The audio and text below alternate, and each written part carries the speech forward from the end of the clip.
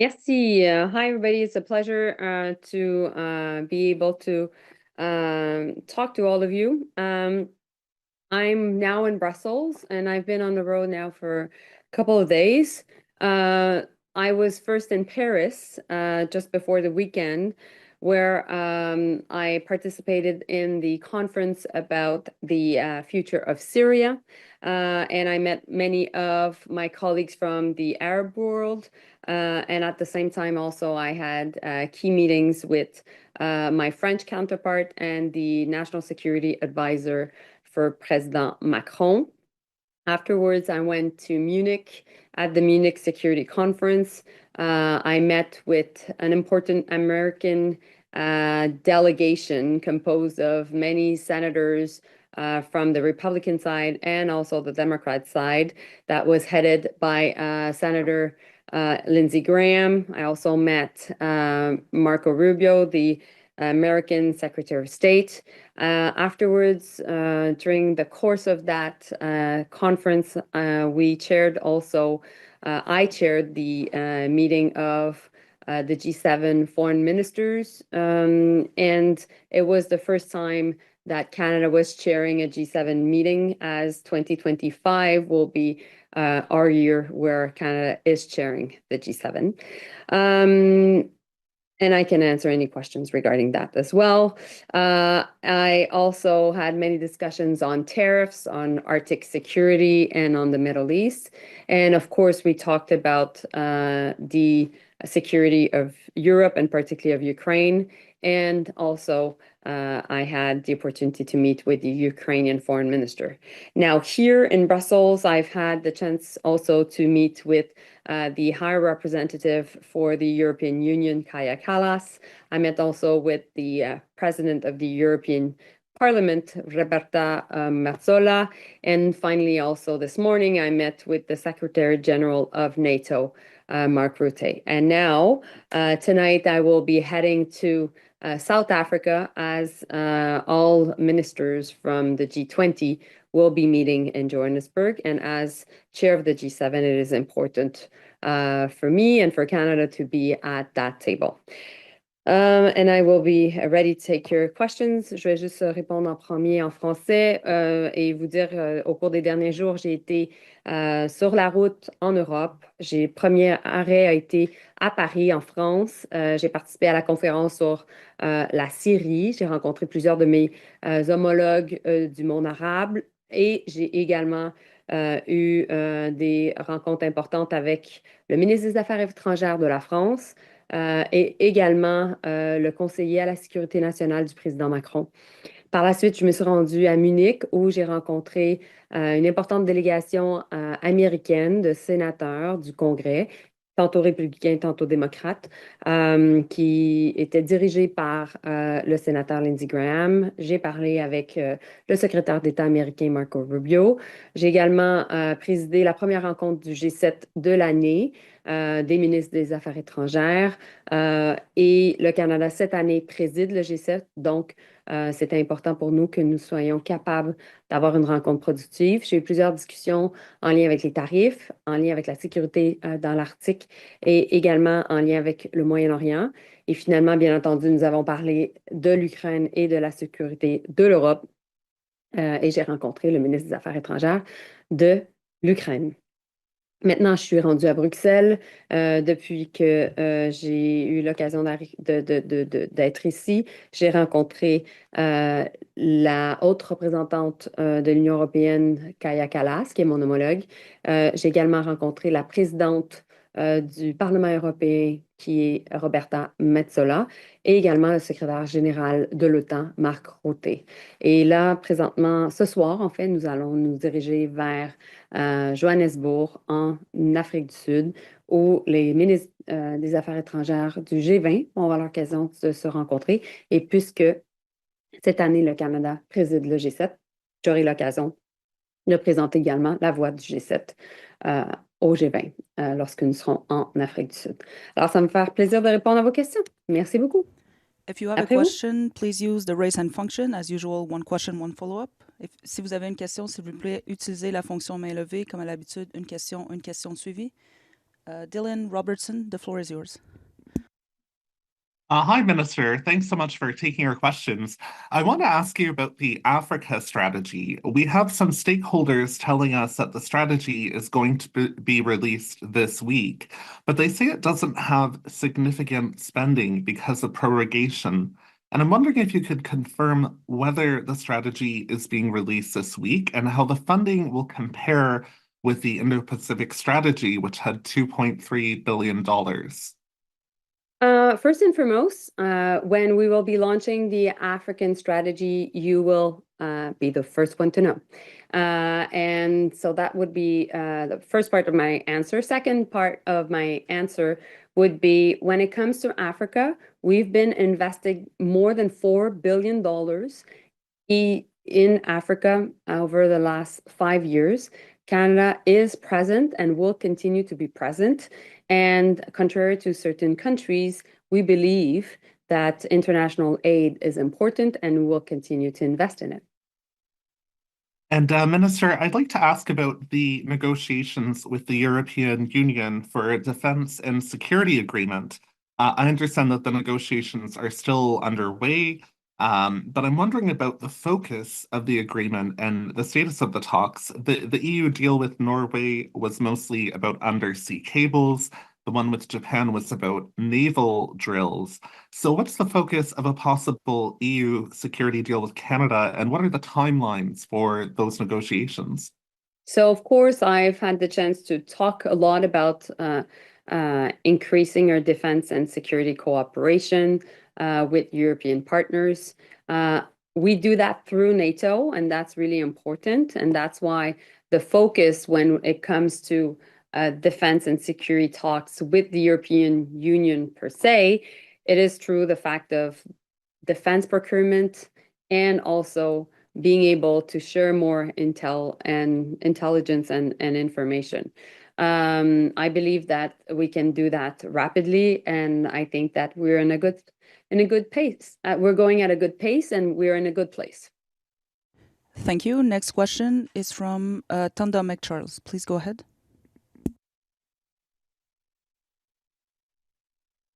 Hi, Minister. Hi, Tanda. Can you talk about why Canada's international allies have not been speaking up to oppose the U.S. 51st state talk? If you asked them to speak up publicly, or if you had, or if you got an explanation from any of them about why they're radio silent? I must say that based on my conversations with many European colleagues, many of them are not necessarily completely aware of what is going on, first in the US and second in Canada. Every country in the world is looking at its own reality, and Europe has its own challenges. But I think that we have had very productive meetings over the past week. It was necessary for me to be in Europe to tell them exactly what's going on, to make sure that we would coordinate on any form of response to tariffs, and that we would be together defending our national security and sovereignty. And in that context, I think that it was a wake-up call for Europeans to hear what we're going through. And also, I think that the Munich Security Conference over the weekend was also a pivotal moment for Europeans based on the conversation that the American administration is having directly with Russia. In terms of your meetings with both Marco Rubio and the British government, I'm curious, since Keir Starmer's going to the US this week, did you convey to your British counterpart any desire to have King Charles speak up on this matter? And did you get any assurances from Marco Rubio that this is a talking point or a negotiating lever that the Trump administration is using? I just want to understand your last question. What are the end of your question? What are you asking exactly? That So Marco Rubio you had meetings with Britain and Yeah. the American representatives there. I'm wondering, given Keir Starmer is going to Washington, Yeah. did you ask for any intervention by King Charles? And as you spoke to Marco Rubio, did you get any assurance from him that the 51st state talk is a leverage or negotiating tactic? Okay, or I understand. Right. Listen, when it comes to Marco Rubio, we never had any conversations about the 51st state. And what I said to the American delegation when some senators were making jokes about it, I said it's not funny. And this is a question of respect of our country, respect of our leaders, and respect of our people. And I always answer the same thing, which is we will be the best neighbor, the best allies, but we will never be a state and we'll never be a colony. And you just have to look at a hockey game against any American hockey club right now and see how much Canadians have rallied up around the flag and how much there's a sense of patriotism and of very strong national identity across the country. Canadians are proud people, courageous people, and they don't accept any form of rhetoric that is against our own identity as a country. When it comes to talking to the British monarchy, this has not been part of the conversation, but when it comes to talking to the British government, yes. And indeed, we're in close contact with the British government, with Keir Starmer. I'm having also a meeting with the British Foreign Minister when we're both in Johannesburg, and we are definitely working with them on the question of tariffs. Thank you. La prochaine question est de Mélanie Marquis. La parole est à vous. Bonjour, Madame Joly. Je veux juste Allô, commencer. Mélanie. Bonjour, je veux juste commencer par rebondir sur ce que vous disiez à Tonda, c'est que des sénateurs américains vous rencontrent, puis essentiellement, ils blaguent sur le 51e État, puis vous les recadrez, c'est ça? Pouvez-vous juste expliquer le contexte? Je pense que il y a certains sénateurs américains qui n'ont pas conscience nécessairement que la rhétorique du 51e État est les commentaires liés au 51e État sont des commentaires qui maintenant ne passent plus au Canada. Et donc, je suis très claire avec eux que c'est offensant et non seulement ça, qu'ils ne sont pas appropriés ni acceptés. Qu'on s'attend à ce que les Américains nous respectent comme pays, comme peuple, et également qu'ils respectent notre identité. Et je leur mentionne toujours le fait qu'ils n'ont qu'à regarder un match de hockey contre un club américain pour voir à quel point les Canadiens non seulement sont fiers présentement, mais ils sont très unis par rapport à la menace tarifaire américaine. Et je pense que le message passe, mais très clairement. Et j'entends aussi beaucoup de mes collègues américains comme quoi ils sont déçus de la rhétorique qui provient de la Maison-Blanche à ce niveau-là. Et j'entends beaucoup d'entre eux qui s'excusent aussi au nom de leur administration. OK. Attendons voir s'ils vont le dire directement au président, mais ça, c'est une autre histoire. Il y a eu une rencontre, vous êtes au courant, là, en Arabie Saoudite entre les États-Unis, la Russie, sans l'Ukraine, mais pour négocier la fin du conflit. Il y a des équipes de haut niveau qui ont été nommées. Je voudrais savoir ce que vous pensez du fait que les États-Unis négocient avec la Russie en l'absence de l'Ukraine, qui est une partie prenante au conflit. La position du Canada, c'est que l'Ukraine doit être à la table. Pourquoi? Parce que les Ukrainiens se battent pour leur liberté, mais également la nôtre, depuis maintenant près de 3 ans. Et pourquoi je dis ça? C'est que on sait très bien que le président Poutine n'a pas de ligne rouge, qu'après l'Ukraine, ça peut être certainement une attaque contre le territoire de l'OTAN. On sait très bien aussi que le Canada, nous, on est un voisin de la Russie dans l'Arctique, qui a une coopération militaire qui s'accentue entre la Chine et la Russie. Donc, dans ces circonstances-là, le sort de l'Ukraine est également le sort de la sécurité en Europe et la sécurité en Amérique du Nord. Donc, notre position va être encore et toujours de renforcer les Ukrainiens pour qu'ils soient à la table de négociation. Notre position est également le fait que il doit y avoir des garanties de sécurité qui sont offertes à l'Ukraine. D'ailleurs, c'est la position du G7 et elle a été clairement énoncée dans le communiqué de presse qui a été émis par le G7 au cours du week-end. C'est important que autant les États-Unis que l'Europe, que nous, on puisse offrir des garanties de sécurité à l'Ukraine. Pourquoi? Parce qu'on ne voudrait pas se retrouver dans une situation où essentiellement il y a un cessez-le-feu, qu'il y a une paix qui n'est pas durable et que les Russes quittent le territoire ukrainien, se réorganisent et à nouveau envahissent l'Ukraine. On se retrouverait dans une situation encore plus dangereuse qu'aujourd'hui. Alors, c'est pourquoi il nous faut absolument avoir des garanties de sécurité très robustes qui sont offertes par les alliés de l'Ukraine. Merci. Next up is Dylan Robertson. Please go ahead. Hi again, Minister. Peut-être en français, on peut parler un peu de USAID. Pendant votre apparence à Halifax, vous avez dit que vous allez parler avec M. Rubio.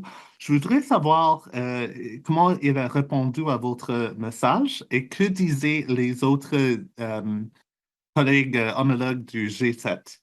Mhm. Donc, je veux juste bien comprendre, Dylan, tu me poses la question comment la réunion du G7 a été, c'est ça?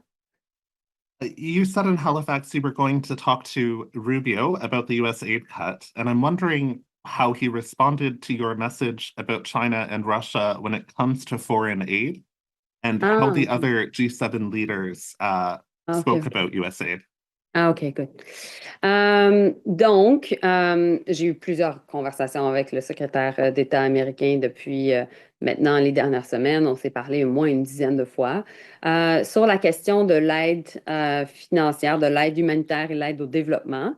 C'est sûr que nous, on va continuer à soutenir les différentes ONG qui aident à sauver des vies à tous les jours, qui aident les gens à avoir un toit, qui aident les gens à essentiellement sortir de la pauvreté. On pense que c'est nécessaire pour le monde entier, mais on pense aussi que c'est en lien avec la sécurité du monde entier. Donc, c'est pourquoi j'aurai l'occasion de travailler davantage avec les pays africains alors que je m'en vais en Afrique du Sud. Mais aussi, j'ai passé le message à mon collègue Rubio que quelconque retrait américain va avoir un impact sur le fait que la Chine et la Russie puissent en bénéficier. Et ça, c'est une préoccupation que j'ai et que les autres ministres du G7 ont. And Do you want me to say that in English as well? No, but thank you for asking. Okay. And my last question is just about LGBT advocacy.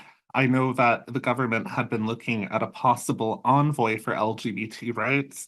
We know the US has just canceled having that position. There's a lot of discussion about the funding for LGBT people worldwide and what's happening with those programs. I'm wondering where that puts Canada, having a feminist foreign policy, chairing the G7. What is your broader thinking on advancing this issue, given how sensitive it is in the US right now?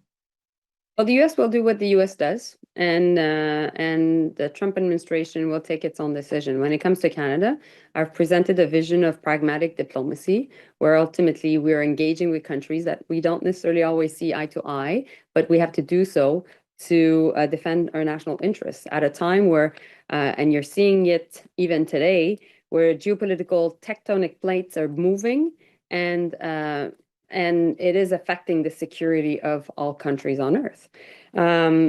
We will continue to fight for Canadian jobs. We will continue to fight for Canadian way of life. And ultimately, we will do that while having a very strong foreign policy. Thank you. Peter Zimonich, please go ahead. Hello, Minister. Thanks for doing this. in light of Donald Trump's and the United States' discussions with Russia on Ukraine and Hegseth's comments that Ukraine can't expect to go to its borders, did Canada have any discussions with its European allies about continuing to support Ukraine in the absence of the United States' ongoing commitment?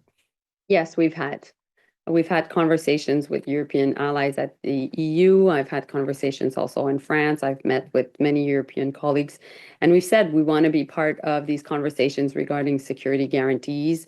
We want to be part of conversations linked to more Canadians being involved in protecting Ukraine. And we want to be part of conversations about the future of the Euro-Atlantic relationship. And we know that Canadians are very supportive of Ukrainians themselves. We know that many Canadians have been inspired by what is going on in Ukraine because we know they're fighting for the right reasons. And we can't let Russia go unchecked. And that's also why I said when it comes to the proposal of having Russia part of the G7, I said, no way. So you intend on pushing back against that, I presume. Can you tell us what commitments you've received from European allies in terms of continuing to support Ukraine? And can you also talk about, there's been a lot of discussion about Canada forming tighter economic ties with Europe, increasing trade, that sort of thing. We've heard about advanced military cooperation with submarines between Norway and Germany and Canada possibly. Can you tell us what the Europeans have told you about wanting to strengthen its relationship with Canada as a counterbalance sort of to what Trump's up to? Thank you, Peter. Well, actually, it's as if you're summarizing my entire trip because these were the two main subjects of the trip. First was about how can we work together to counter tariffs? How can we work together to do more on trade and basically defend our people's jobs? So that was all about the different conversations I had. And the other issue that was really, really discussed was actually the future of Europe's security, the future of our own security at home. How can we work with the Europeans? So that means the European Union, France, but also the UK and, different key countries in Europe to make sure ultimately that we get closer on the security and intelligence side, and at the same time on defense cooperation. We're part of NATO, but within NATO, there are still lots of gaps in terms of how we work amongst each other and how can we exchange more information and how can we do more defense procurement and business together, and ultimately how we can be more united. So this is clearly part of the conversation. And Peter, and I answered that, I think, in French, but what is really, really important to remember is, and that was my message, is Canada went through a lot in the past month when it comes to dealing with the American administration. We've been under threat of many tariffs against us. And we're the canary in the coal mine. And at the same time, we're the biggest trading partner, the biggest client of the United States. We buy more from the US than China, Japan, the UK, and France. And so we have really power over and leverages over the Americans. At the same time, I don't think Europeans understood what was really happening and the impacts of the new administration in Washington on American people and the world. And my job was to explain what was going on and to tell them that it's coming. And so that's why I think it was a very impactful meeting. Sorry. Thank you. That's all the time we had for this morning. Merci, c'est tout le temps que nous avions pour la conférence de presse ce matin. This concludes the press conference. C'est ce qui conclut la conférence de presse. Merci. Merci beaucoup. Thank you.